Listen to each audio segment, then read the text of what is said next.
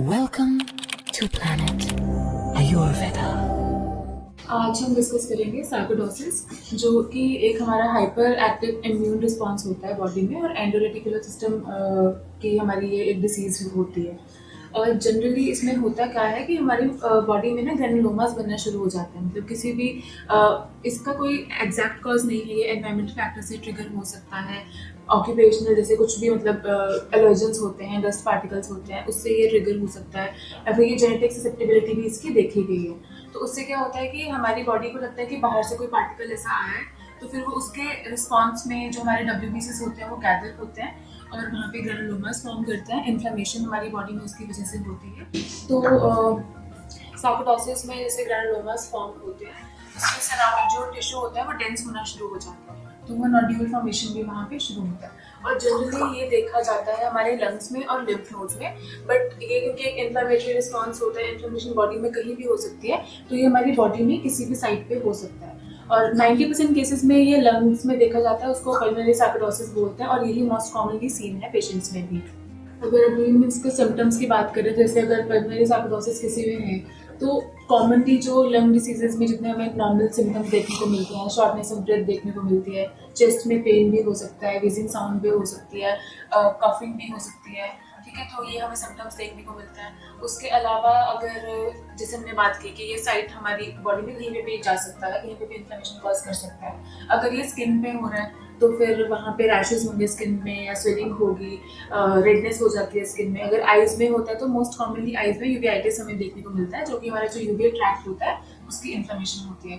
Conjunctivitis भी हो सकता है, और ऐसे ही मतलब इचिंग हो सकती है आइज में, ब्लर्ड विजन भी हो सकती है पेशेंट्स में।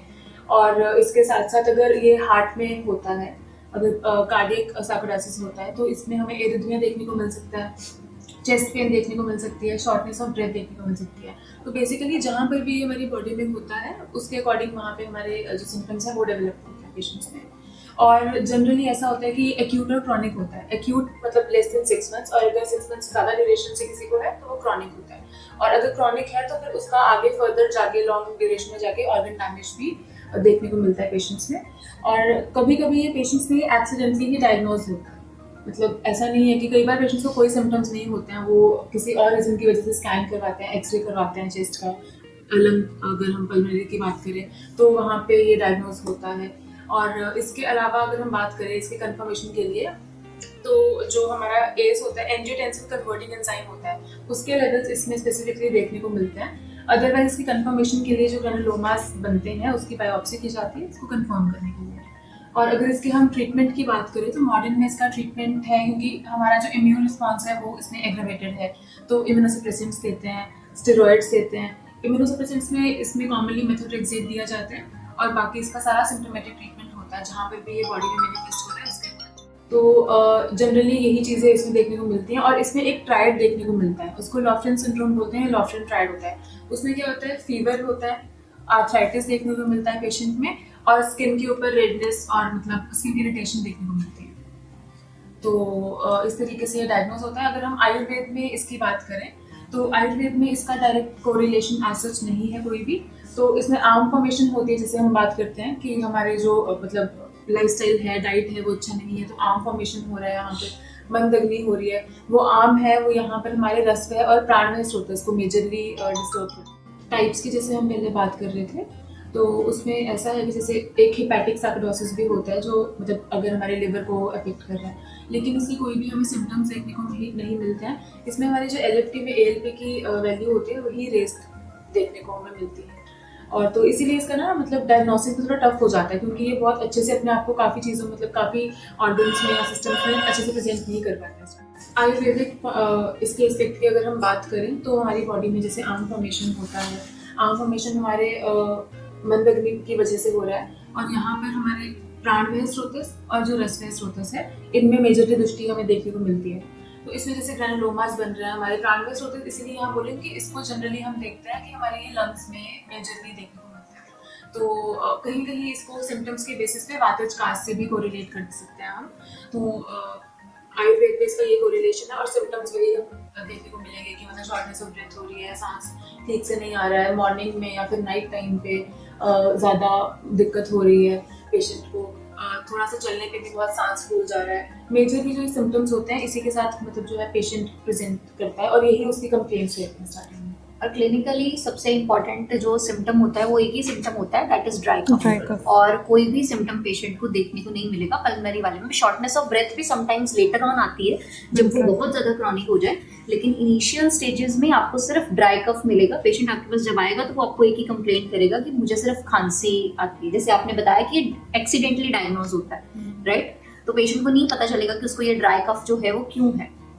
एंड इसके आयुर्वेदिक एस्पेक्ट में आप आवरण का कंसेप्ट बहुत अच्छे से लगा सकते हो, कफ आवृत वायु।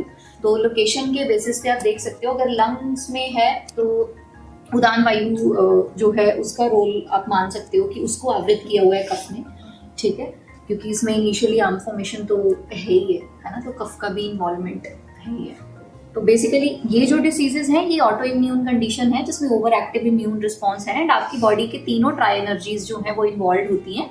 लेकिन पर्टिकुलरली प्रीडोमिनेंस की अगर हम बात करें तो उसमें वात और कफ का जो है वो मेजरली वात का और फिर कफ का इन्वॉल्वमेंट जो है वो भी रहता है। हमारे पास प्लैनेट आयुर्वेदा में इसके लिए सैको केयर पैक है, उसमें curcumin capsules, Kanchana guggul, allergy care है, वासा आसव है, पुनर्नवा मंडूर है और चित्रखरित की हम देते हैं। और काफ़ी अच्छे रिजल्ट्स पेशेंट्स में देखने को मिलते हैं, स्पेशली जो बहुत एक्यूट में आ जाते हैं उनको बहुत जल्दी रिजल्ट्स देखने को मिलते हैं पेशेंट्स में, और जो उनके सिम्टम्स होते हैं वो भी सारे ठीक हो जाते हैं। इसके अलावा अगर हम यहाँ पे डाइट की बात करें तो हम पेशेंट्स को ये बोलते हैं कि जितनी भी खट्टी चीज़ें हैं या वात कफवर्धक आहार है, कोई भी मिल्क प्रोडक्ट्स थी उनको अवॉइड करने को बोलते हैं, खट्टी चीज़ें हो गई वो अवॉइड करने को बोलते हैं। जितना वार्म हम फूड, लाइट बेसिक और वार्म फूड उनको हम लेने को बोलते हैं, ये इसमें डाइट रहती है। और बाहर का जितना भी पैकेज्ड है, जंक फूड है, वो सभी उनको अवॉइड करें। और मेडिसिन इसमें हम दे सकते हैं, इसमें कुछ जैसे हर्ब्स है हमारे, उसको डेली बेसिस पे यूज़ कर सकते हैं। काढ़ा उनको बोल सकते हैं, मुलेठी का, उसमें काली मिर्च हम डाल सकते हैं, तुलसी है, तुलसी का रोल बहुत अच्छा होता है यहाँ पे। और अ पिंच ऑफ हल्दी भी अगर हम उस काढ़े में डालने को उनको बोलते हैं और वो रेगुलर बेसिस पे इसको लेते हैं तो उससे भी काफ़ी इम्प्रूवमेंट आता है। कनक आसिड भी इसमें हम कंठकारी घृत, क्योंकि यहाँ पे वात का प्रिडोमिनेंस है तो हम यहाँ पे घृत फॉर्मुलेशन दे सकते हैं।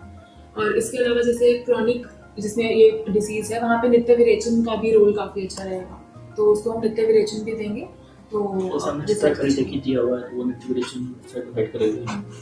और साइड बाय साइड आम पाचन भी जरूरी है। प्राण रक्षक चूर्ण भी दे सकते हैं, कासर चूर्ण है हमारे पास, चिकनारी चूर्ण है हमारे पास। प्राण रक्षक चूर्ण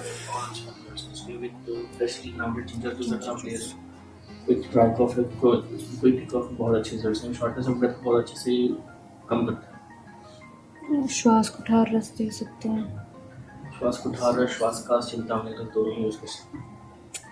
विक्रम राश दे सकते हैं, साथ में अगस्त्य रित की ये कुछ फॉर्मुलेशंस हैं। हरिद्राखंड भी दे सकते हैं। तालीश पत्र की जो फॉर्मुलेशंस हैं उसका यूज भी किया जा सकता है। Talish patra is also one of the best herb for respiratory illnesses. सालचीनी का भी रोल अच्छा रहेगा।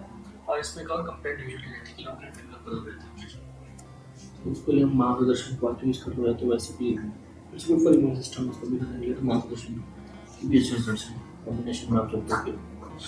www.planetayurveda.com पर जाएं और वहाँ पे हमारे जो कंसल्टेंट्स हैं पूरे वर्ल्ड से हमारे पास पेशेंट्स जो है कंसल्ट करते हैं आयुर्वेद के रिलेटेड। हमारे एमडी आयुर्वेदा डॉक्टर्स हैं जो कि व्हाट्सएप वीडियो कंसल्टेशन के थ्रू आपको कंसल्टेशन देते हैं और आप ऑनलाइन अपॉइंटमेंट बुक कर सकते हैं और अपने जो फ्रेंड्स हैं, जो फैमिली के लोग हैं, उनको आप बता सकते हैं। लिवर, किडनी, लंग्स, स्किन, दिल, पेट, घुटने, सिर, पैर या बॉडी के किसी भी पार्ट से जुड़ी हो कोई भी समस्या अभी कॉल या व्हाट्सएप करें और घर बैठे समाधान पाएं 6209123456 पर। हाँ जी, अब सब बीमारियों का इलाज है बहुत आसान। आपकी सेहत से जुड़ी हर समस्या का समाधान मिल रहा है घर बैठे। अब आप दुनिया के किसी भी कोने से टॉप प्लैनेट आयुर्वेदा एक्सपर्ट से ऑनलाइन बात करें, परामर्श लें और दवा की भी करवाएं होम डिलीवरी। हेल्थ प्रॉब्लम्स कोई भी हो, सोल्यूशन सिर्फ एक, www.planetayurveda.com। पूरे प्लैनेट की सेहत का नंबर 1 साथी।